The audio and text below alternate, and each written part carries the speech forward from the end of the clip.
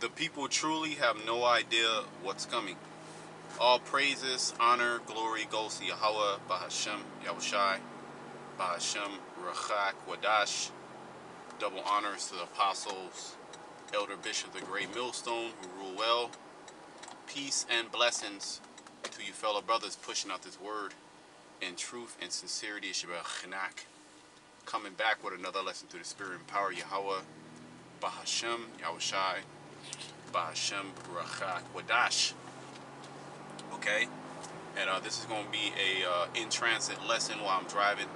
I'm gonna try to bring out a couple of scriptures, but it's nighttime, and I'm not gonna bring out too many scriptures. I'll quote some scriptures.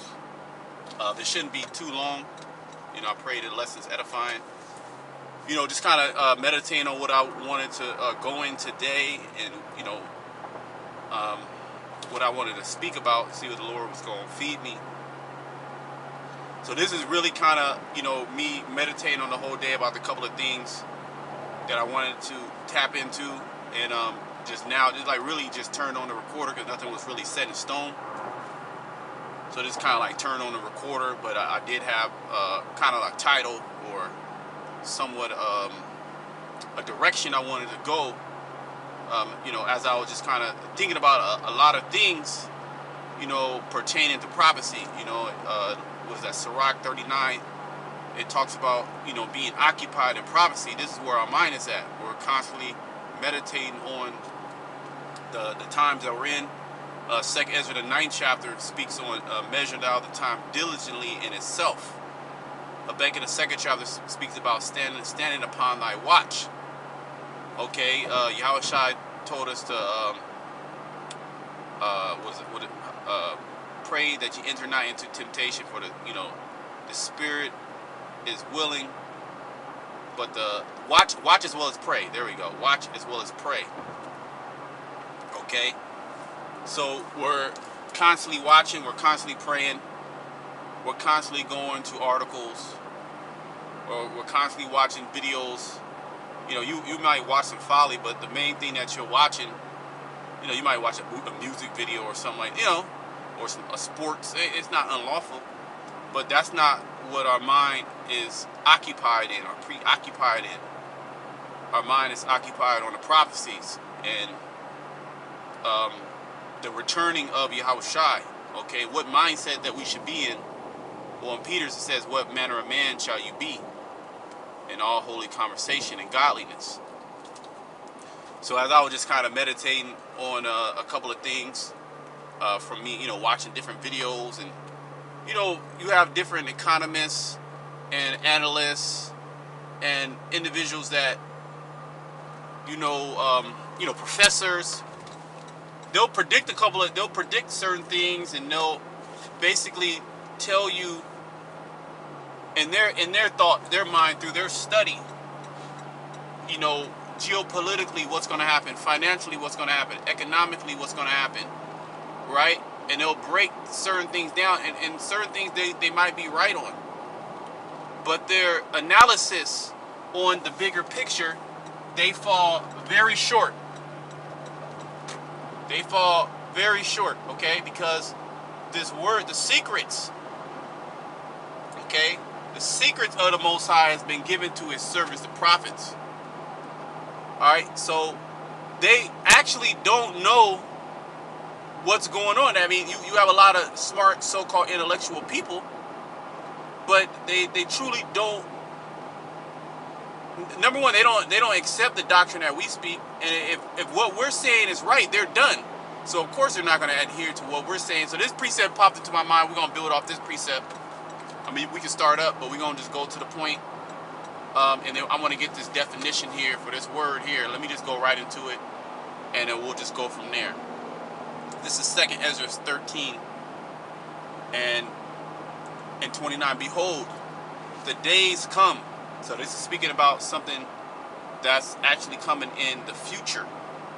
All right, the days come, okay, when the Most High will begin to deliver them that are upon the earth. All right, that's the great deliverance that we know and believe, all right, through faith, which is going to fall upon the elect, starting here in America, the 1/3. Okay, then of course, the Most High is going to gather the rest of the elect, the remnant from the four corners of the earth. You got, was it Isaiah 11:11? The Lord sent his hand back again a second time. Right? So we know the Lord is going to do that. But here in America, which is Babylon the Great, spiritual Egypt, spiritual Sodom, our spiritual Edom, Idumea, right? We know that there's going to be a great deliverance. Wisdom of Solomon, the 5th chapter, it speaks about our strange salvation. Okay? And I might get that because it's kind of going into the point.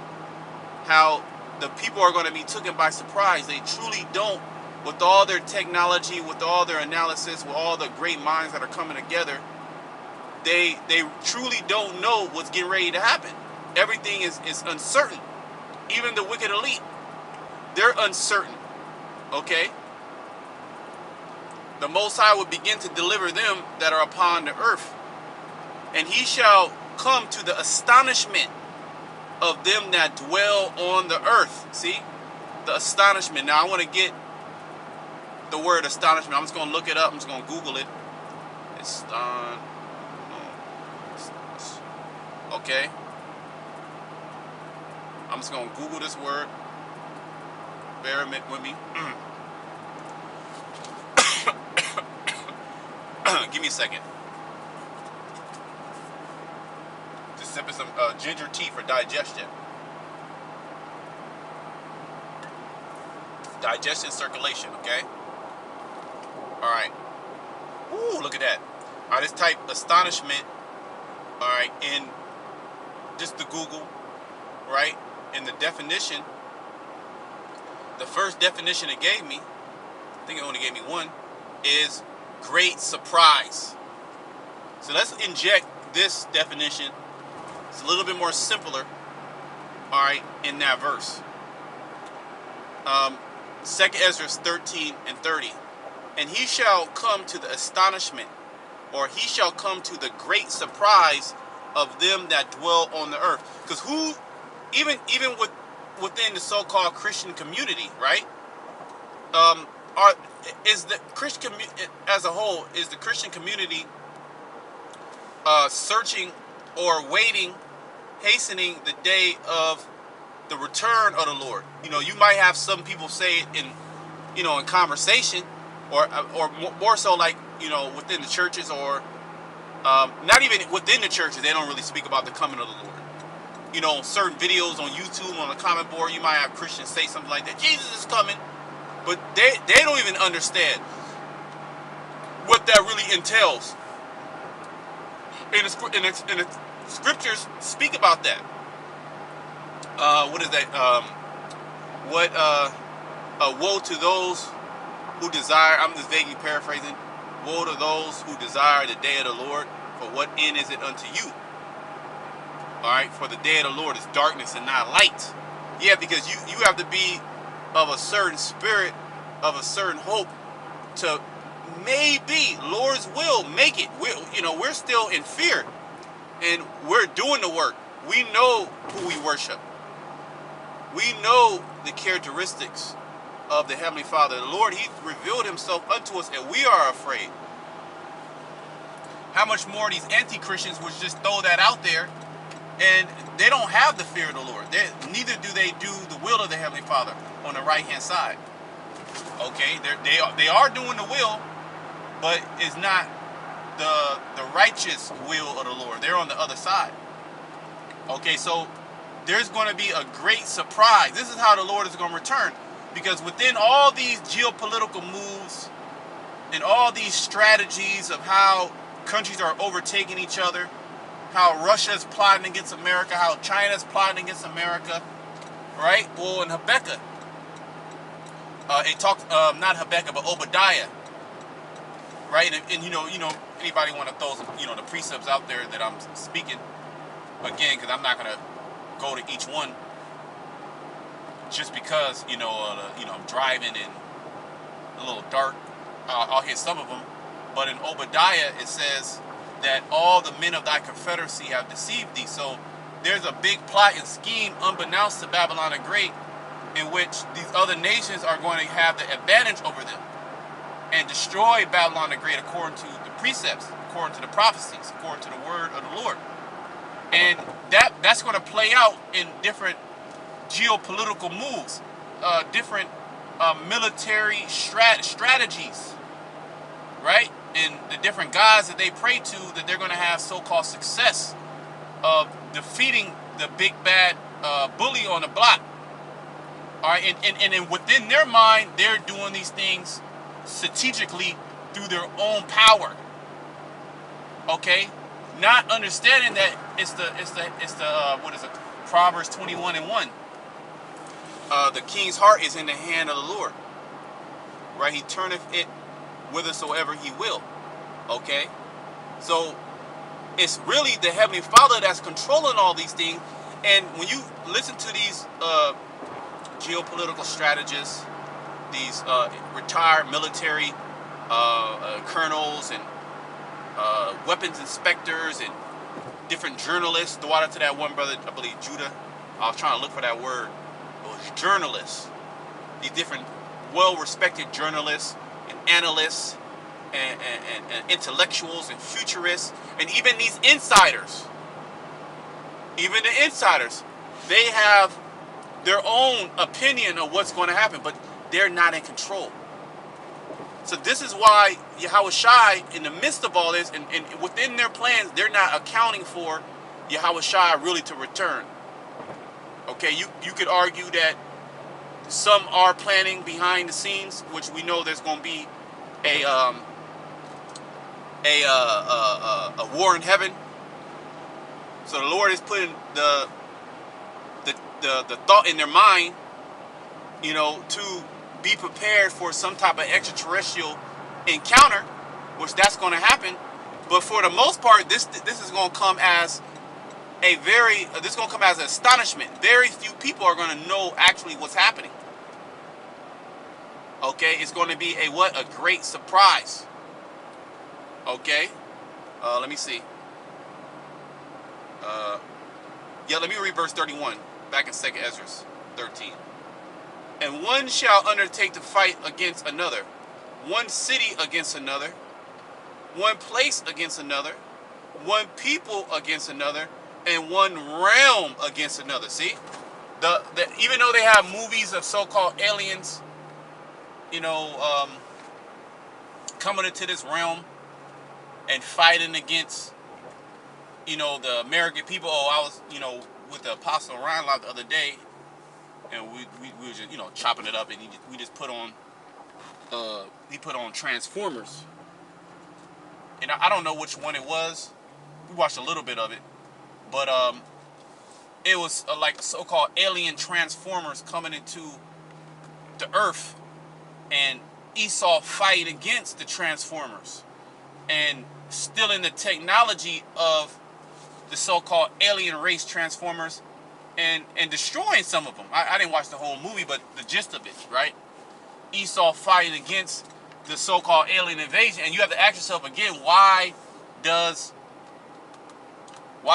do Esau put these predictive programming in the mind of the people of a so-called outer world race coming into America, and they should all fight against the so-called aliens? Well, they're not aliens, they're the angels. But headed by the angels is who? Yahushua. Okay, and this, well, let me get Revelation.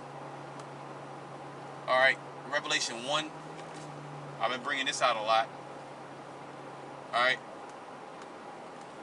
Yahushua, because say the people believe, all right, so-called Jesus is coming. They don't know that he's coming in a chariot, what they will call UFO, and neither do they accept that he is coming as a so-called black man. And neither do they accept that he's coming to destroy the majority of the people down here. He's not coming to, before I get that, let me get Revelation 19. He's not coming here to pat Esau on the back and say, well done, good and faithful servant. He's not coming here to stop, stop the fight. Well, he is coming to stop all the fighting, but he's not coming here to stop the fighting and sit everybody down and, you know, get the top of Esau and the top of Moab and the top of all these different Arabs and sit down at the table with them and reason with them. Now, he ain't coming to do none of that. I'm gonna read you what he's coming to do, okay? Because we understand that all these nations are going to be under Yahushai's feet, in which the Lord said, hey, I will give thee the heathen for thy possession. The same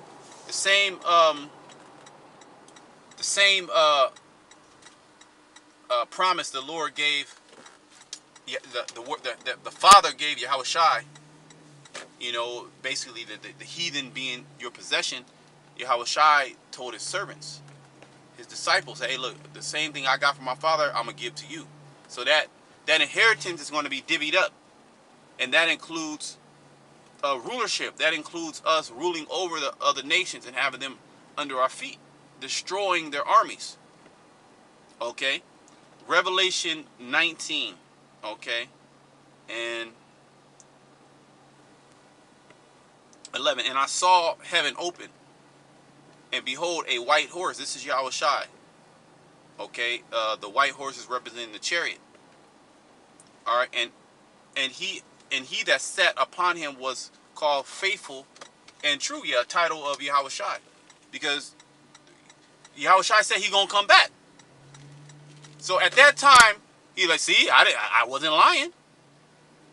I wasn't lying. I'm coming to get you. All right, there's certain people on the earth. I'm speaking about the elect of the nation of Yasharahla that are expecting, like our expectation is for Yahushai to come and deliver us. This is what we're just here waiting for this to manifest. Okay? And while we're waiting here, we're being occupied. We have an occupation. We have a work to do. We have to speak of these things. Okay, and let this whole world know these are the events that are getting ready to take place. Whether you like it, believe it or not. Okay, you don't have to believe it. All right, the truth is the truth. You don't have to believe the truth. But regardless of what you believe or not, the reality of the matter is what we're saying through the Holy Spirit is coming to pass. And Yahushai, who's faithful and true, will show up and the people will see him. But it's going to be a big surprise, or what astonishment. They're not counting for this actually to happen. Even the elites, they're going to run in their bunkers. Okay, everybody is going to run and hide. Why? Because the Lord who's coming back is coming back to destroy you. Okay? It says, and in righteousness, see, he does judge and make war. So yeah, war, you can wage a righteous war. And see, the war that is getting ready to take place, all right, the World War III, which we're already in World War III. Okay? Anybody can tell you that. A blind man can tell you that. We're already in World War III. Just the nuclear missiles have not flown off yet. Now, I believe that there's probably going to be, a missile or two that's going to be let off. Maybe a small yield nuclear missile. Could be in Russia, could be in Ukraine, could be somewhere, Iran. That's going to, really speed up prophecy, but it's not going to be the end. Okay? But it's going to shake up this world. All right? A low-yield nuclear missile, maybe 1 million people died, 2 million people died. Okay? Which is going to speed up more draconian police state. Okay? Give me a second.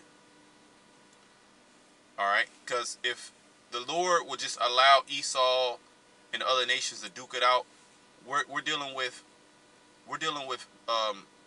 weapons that can destroy the world. Okay? So Yahushai is going to come in the midst of that to stop all that bullshit. Okay? His eyes were as flame of fire, and on his head were many crowns. Right? Why were there many crowns? We'll tell you his eyes will be red with wine. the white of his eyes. All right, he's coming back angry, but he had many crowns because he basically took down all the armies of these different nations. Like, for example, Putin is a great king. He's a great president, or he's really a king, right, of Russia. But why is he a great king of Russia? Because he has the military backing him. America is Trump is a great king. America is a great empire. Why? Because they have a military to back them. Okay? Nigeria is not a great empire. They have a rinky-dink army, a ragtag army. They are of no threat to any nation. Okay? They don't hold any weight geopolitically, militarily, economically. Okay? They don't hold any weight, but America holds weight. Iran has what's it called? America just doesn't go into Iran now. The whole show with bombing, those are escalation, because a war, it's inevitable that a war has to happen. Strategically, Iran is situated in a place to where if you control that area, you control pretty much the flow of energy throughout the whole earth. All right, so these are like, land grabs.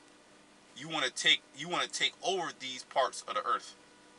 Okay, because the American empire is dying. Okay, so the many crowns were the armies of the other nations being destroyed, and Yahushua taking credit for that. Now, and now he is over all these other nations. Because when you take down a nation, that means you over that nation. Now that nation got to do what you told him to do. And he had a name written that no man knew but himself. But let me just go.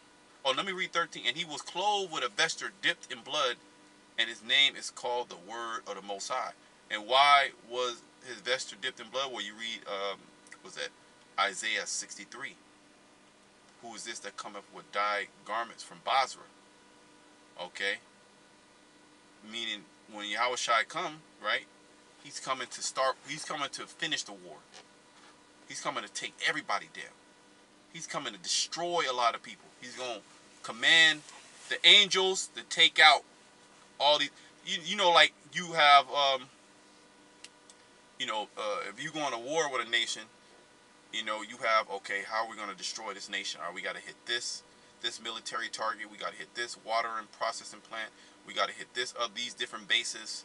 We got to get these command posts. So the angels already have the instruction where to hit. All right, and they're going to be successful. And none of the weapons that these other nations have, regardless of how advanced they believe that they are, none of them will be successful. It's really going to be futile. Revelation 1 and 7. I'm going to close it here. Revelation 1 and 7. Behold, he cometh with clouds, and every eye shall see him. See? And they also which pierced him, which is going into reincarnation. The Roman the Roman centurions that pierced him back then when he was getting on the cross. They're going to more than likely be in one of these American Air Forces. Because the 5 strongest air forces in the world, number 1 is, of course, the United States Air Force. Number 2 is the Navy Air Force. Number 3 is Russia. Number 4 is the Army, and I believe then it's basically the top 5 strongest air forces in the world.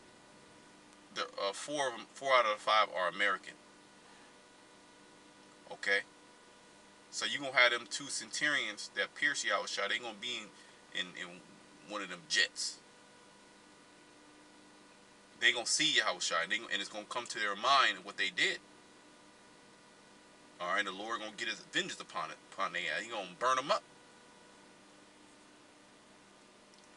Okay, and they also which pierced him, and all the kindreds of the earth shall wail because of him. Even so, amen. Why are they going to wail? All right, because Yahushua is not coming to to hug him. He's not coming to pat him on the back. He's not coming to say, God, I loved you. See, children, I loved you. I love everybody. He's not coming to do that. He's coming to take you down. He's coming to take the powers down in their militaries. And you people are gonna be the sacrifice. You're the sacrifice here in Basra. Okay? So pretty much there's certain things that they'll get right, because there's certain moves that different nations have to take, and it only makes sense. Okay, this is going to happen. A crash is going to happen. Da da da. But one thing they don't account for is Yahweh Shai, and we're letting you know that the prophecies trump everything. Okay, and really all their analysts, okay, all their all their what's the word? Damn. Basically all their critiques of what's going to happen, all their thoughts or wishes of what's going to happen. I got a lack of words. Salakia. The prophecy is going to trump all that, and some of those things actually fall into prophecy. What they're saying, yeah, like these things are going to happen. Okay, that's where everything is moving towards. But we're saying that we're tying everything directly back to prophecy. All right, and showing you that the words of this book is faithful and true. So I'm gonna close it there. Until next time, shalom to the elect.